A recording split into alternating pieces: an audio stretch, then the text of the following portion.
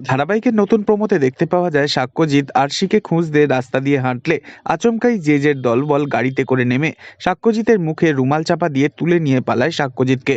এরপর দেখা যায় সাক্ষ্যজিৎকে জোর করে চেয়ারে বসিয়ে দড়ি দিয়ে বেঁধে রাখে জেজে আর বলে, আর কোনোদিন এখান থেকে তুই পালাতে পারবি না, আজ থেকে সমাজের চোখে মৃত।